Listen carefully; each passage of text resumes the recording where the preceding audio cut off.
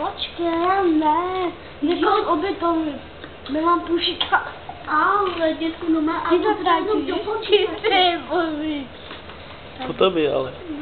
Dobrý den, jmenuji se Nikola Čonkář. Měl jsem kamaráda. Milana Čonku. No teda Milana Donu. A chodili jsme chodit tady v Márnici hrabat železo. A udělali jsme si 2 auta. A ty automobilky nám dali zavřát. Prostě, ale bylo to humus. No, baterka mě ještě pokouší. No, Mare, řekni něco, frére. Zítra budeš na YouTube, no? No, jo. Šiškounej.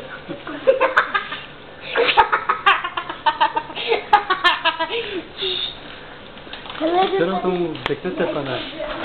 Co na tomu řeknete, pane Duna? Je to pravda nebo ne? No. No jak to, tak tam musíte vysvětlit.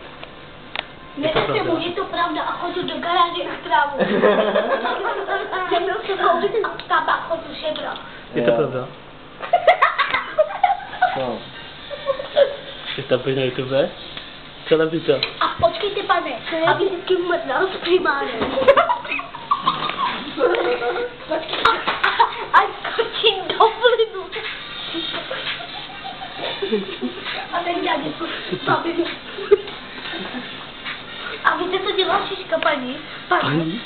Víte, co udělal? Chcete to říct? Jo. On šel tam s panem primarem a s prezidentem. A jsou tam, viděl jsem jim. Já víš s kým. Mare, mluv, co si říct, Mare, mluv, že to bude na YouTube. Tak nám řekni něco hezkýho. Teďko mě vždycky baví sluce. Ticho, mluv. Nahrávek jde, hej, já padá.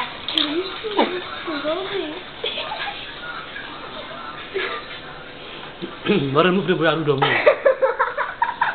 Matka má motivu, co ty?